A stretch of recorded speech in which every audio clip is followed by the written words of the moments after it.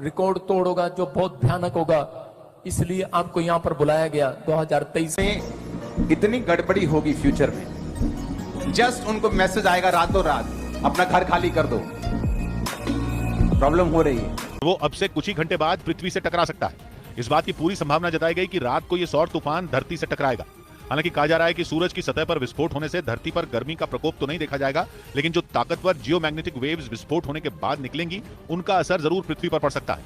अगर सौर तूफान धरती से टकराता है तो पूरी दुनिया अंधेरे में डूब सकती है और कुछ देर के लिए इसका असर सिग्नल ट्रांसमिशन पर भी पड़ सकता है। मतलब ये कि पूरे विश्व में जीपीएस सिग्नल ठप हो सकते हैं। आशंका तो यहां तक जताई गई कि अगर ऐसा हुआ तो सैटेलाइट और मोबाइल फोन के सिग्नल समेत तमाम सिग्नल सिस्टम भी काम करना बंद कर देंगे। यहां तक कि पूरी दुनिया पर रेडियो ब्लैकआउट का खतरा भी मंडरा सकता है। 1/3 हिस्सा खत्म होने वाला है। कुछ प्रॉब्लम होने वाली हैं अलग अलग, किसी न किसी तरीके से। ये पवित्र आत्मा ने मुझे प्रार्थना में दिखाया था, और मैं अब से नहीं बोल रहा हूँ, 3 साल से बोल रहा हूँ। एक भूकंप आ रहा है, सुनामी लहरें आ रही हैं। जो मुझे भविष्यता नहीं समझते वो समझ लेंगे 2024 में।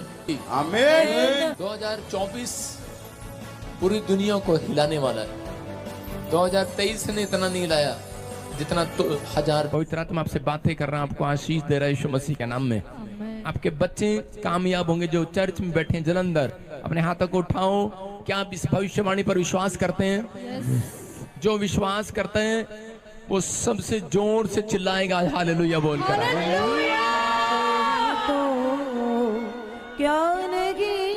सुनो सुनो, अगर मेरे चेहरे पर स्माइल आई तो आपके बच्चे सबसे ज्यादा कामयाब होंगे आज।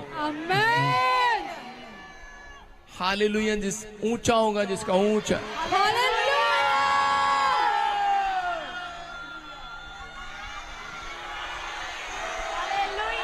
खुदा ने बहुत से वादे किए, थैंक यू लॉर्ड। अपने लोगों से। परमेश्वर मैं इनके बच्चों को आशीर्वाद देता हूँ। आज से बहुत तरक्की करें यीशु मसीह के नाम में। जो रुके हुए स्नेक हैं, जो इनके पीछा कर रहे हैं, जो छुपे हुए इनके बच्चों के खिलाफ, मैं उनको नहीं होगी जो पहले होती थी। कुछ चीजें कुछ जगह पर अद्भुत होंगी। बहुत सारे लोगों को मैं से देख रहा हूं, बहुत सारे लोग सुन रहे हैं। इस समय मैंने कहा था बहुत सारी चीजों के लिए अबलबा शबलबा बलबा शबलबा, लेकिन पवित्र आत्मा ने कहा मैं अपने लोगों का फेवर करूंगा। यह अप्रैल जैसे ही खत्म होगा, इस अप्रैल पर परमेश्वर का एक बहुत बड़ी अनॉइंटिंग थी जो आपने ईस्टर के दिनों में मनाई है। वो अभिषेक आज जो मुझे सुन रहा ऑनलाइन में और यहां पर खड़ा है, चाहे वो कहीं से भी आया है, उसके घराने के बाहर एक भी पत्थर हिलाया नहीं जाएगा। यस आमीन। एक भी कीटाणु छोड़ा नहीं जाएगा वायरस का। आप मेरे कोर्ट वर्ड में इस प्रोफेसी को सुन लो। यस।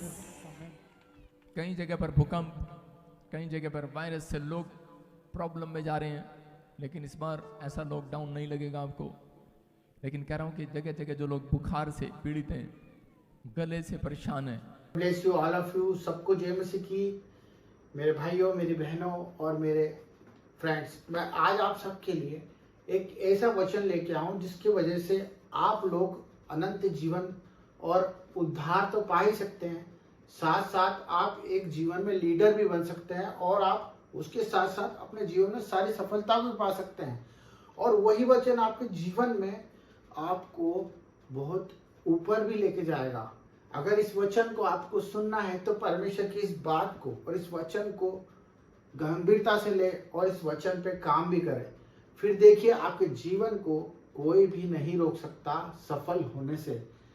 तो मैं आज अपने भाई बहनों को उनको बताना चाहता हूँ जो अपने उस स्वभाव में है, जो स्वभाव उनको गिराया जा रहा है, वो उस गलत फहमियों में है, उन कल्चर में है, उन आदतों में फंसे हुए हैं जो वो जानते भी हैं पर उसके बाद भी वो उस चीज पर ध्यान नहीं दे पाते हैं, और उसी के वजह से वो अपने जीवन को बिगाड़ते जा रहे हैं, और बिगड़ने के साथ साथ वो उसे संभालने की भी कोशिश नहीं करते।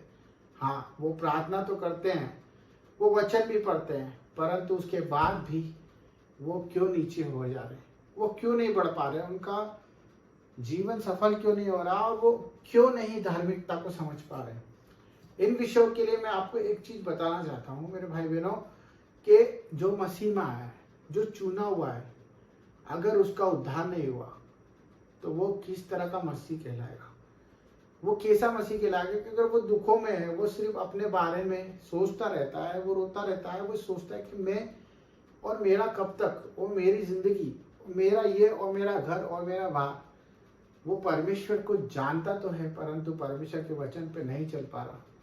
ये सबसे बड़ी हमारे अंदर एक तकलीफ आ जाती है जब हम लोग बुरी बुरी बुराइयों में, तकलीफों में पड़ जाते हैं। और इसका एक ही वचन परमेश्वर ने हमें दिया है, अगर हम इस पे नियंत्रण से, एक नियम अनुसार अगर हम उस पर ध्यान देंगे तो हम परमेश्वर के उस वचन के साथ साथ अपनी जिंदगी को भी अच्छा देख पाएंगे और बुराइयों से बच जाएंगे।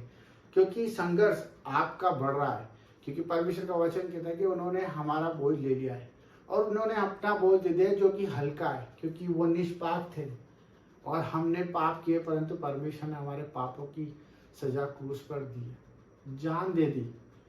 हम कुछ नहीं दे सकते, उन्होंने जान दे दी। हम अपना एक रुपया देने में भी सोचेंगे, हम अपनी कमीज देने में भी सोचेंगे, उन्होंने जान दे दी। अगर इस बात पर आप विश्वास करते हैं कि उन्होंने हमारे लिए जान दी और उस चीज पे आप डरेंगे, सहमे रहेंगे कि परमेश्वर ने हमारे लिए दुख उठाया और हम किस तरह से उस चीज को भूल जाएं। अगर आप परमेश्वर में आ गए हैं और परमेश्वर को जानने लग गए हैं तो वो बात मैं आपको बताने जा रहा हूँ, वो है अपने मुंह की चौकसी। यस मेरे भाई बहनों, अपने मुंह की चौकसी, मुंह की चौकीदारी करनी होगी, क्योंकि हमारे मुंह से जो निकलता है वही हमारे लिए हो जाता है। अगर हम इसको समझे, क्योंकि वचन कहता है कि मुंह की जो जीभ होती है वो हमारे जीवन की पतवार होती है। जिस तरह से गाड़ी की स्टीयरिंग होती है उसी प्रकार हमारी जीभ अगर जरा से भी फिसली तो हमारी एक्सीडेंट हो जाता है, हमारा जीवन अंधकार में चला जाता है। अपनी जीभ को वश में करना ही जीवन में सफल होने का राज है। अपने मुंह को लगाम लगाना ही हमारे जीवन का वो होता है जो आशीषों की भंडार कर देता है, जो हमें पाप में नहीं पड़ने देता, रोगी नहीं होने देता, हमें बुराइयों से बचाता है। परंतु ये सब कैसे होगा? ये सब जब होगा जब हम अच्छी शिक्षा में रहेंगे, सच्ची शिक्षा में रहेंगे, परमेश्वर के वचन को सुनने वाले बनेंगे और वही वचन को बोलने वाले बनेंगे। अगर हम परमेश्वर के वचन को सुनेंगे और बोलेंगे तो हमारे मन में वही चलेगा। परंतु हम दुनियावी संगति में रहेंगे, दुनिया में घुसे रहेंगे तो हम वही बात करेंगे जो दुनिया करती है। हमें लोगों के साथ रहना है परंतु परमेश्वर की सुनना है। जिस तरह से यीशु मसीह दर बदर रहा, हमारे लिए फिरता रहा और उसने सिर्फ वही कहा जो परमेश्वर ने उसे कहा था। जो पिता की आज्ञा थी वो पुत्र ने निभाई और उस आज्ञा पे चल के उसने उद्धार के लिए हमें चुना। और वो चीज आज हमारे लिए भी हर प्रकार से उपयोगी है। तो हमें सिर्फ अपनी जीभ को वश में करना आना चाहिए। हमें वही बोलना है जो हमारा सत्य हो, जिससे लोगों का बुरा ना हो, जिससे लोगों का नुकसान ना हो।